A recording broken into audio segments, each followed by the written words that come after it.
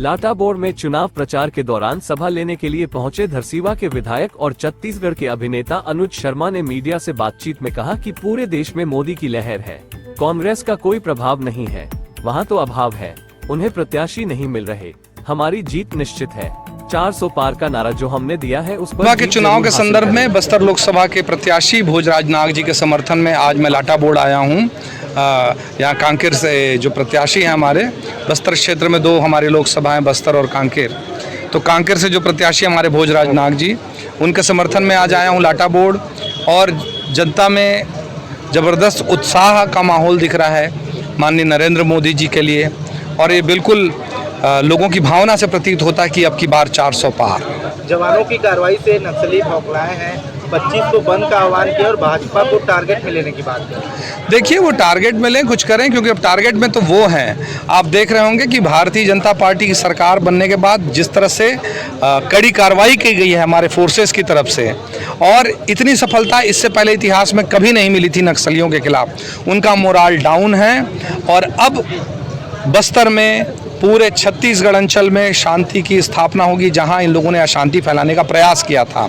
और क्योंकि भारतीय जनता पार्टी की सरकार कृत संकल्पित है इस देश को एकजुट करने में और इस देश के वातावरण को बेहतर बनाने के लिए, तो निश्चित तौर पर बस्तर में बहुत फर्क पड़ने वाला है। कल प्रियंका गांधी जी आ रहे हैं, कितना प्रभावशाली रहेगा?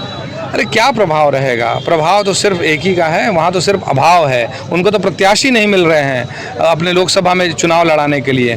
कुल 200 से कुछ ज़्यादा सीटों पे ही तो चुनाव लड़ पा रही है कांग्रेस। छत्तीसगढ़ में भी देखिए कौन प्रत्याशी, जो लोग विधानसभा का चुनाव लड़े, लगभग सारे लोगों को उन्हीं को उन्होंने मैदान में झोंक दिया है, क्योंकि उनके पास कोई तैयार नहीं हो रहा था लोकसभा का चुनाव लड़ने के लिए। दानेश्वर मिश्रा, महामंत्री ग्रामीण मंडल बालोद।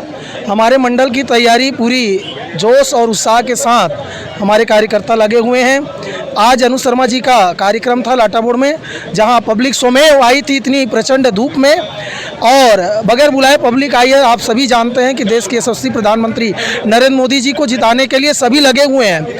मंडल से जमीन तक, बूथ तक जाने के लिए हम सभी तैयारी कर रहे हैं। तैयारी 1 से 2 बार पर्ची बांट दी गई है, तीसरी और चौथी बार आम जो बूथ के अध्यक्ष और सचिव है वे सभी आम मतदाता के घर जाएंगे, और अंतिम हमारी प्रचंड जो बूथ में पहुंच होगी वो 25 तारीख को रहेगी।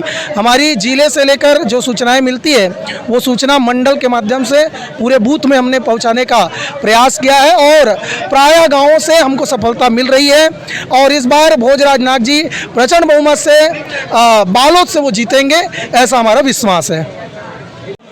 कांग्रेस ने भी अपना घोषणा पत्र जारी कर दिया है और भाजपा का भी, इसमें जनता पर कितना प्रभाव पड़ रहा है क्या? कांग्रेस का घोषणा पत्र पूरा झूठा बकवास है, और भाजपा जो घोषणा पत्र लाई है उसमें बहुत सारे वादे, मोदी के जो गारंटी थे, 31 सौ धान का खरीदी करना, 1000 महतारी वंदन करना और 2 साल की बोनस देना, ऐसी सारी बहुत सारी घोषणाएं कर चुका है, अमल कर चुका है। और कांग्रेस 1 लाख की जो घोषणा कर रही है, महिलाओं को फॉर्म भरा रही, महिलाओं में चर्चा है, ये घोषणा झूठा अफवाह है, ऐसा है। और भोजराज नाग जी जीतेंगे, राममय हो चुका है पूरा हमारा। जो यहाँ अनुज शर्मा जी भी आए थे और इसी तरह भोजराज भी नाग जी भी यहाँ आए थे, और उनका प्रचार प्रसार भी बहुत जोर शोर से चला है।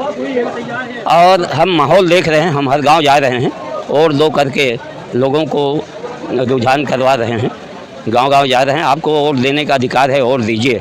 तो गाँव में जाने से भी पता लग रहा है कि पूरा राममय हो गया है। ये हमारा कांकेर क्षेत्र राममय हो गया है, और भाजपा को ही वोट देंगे।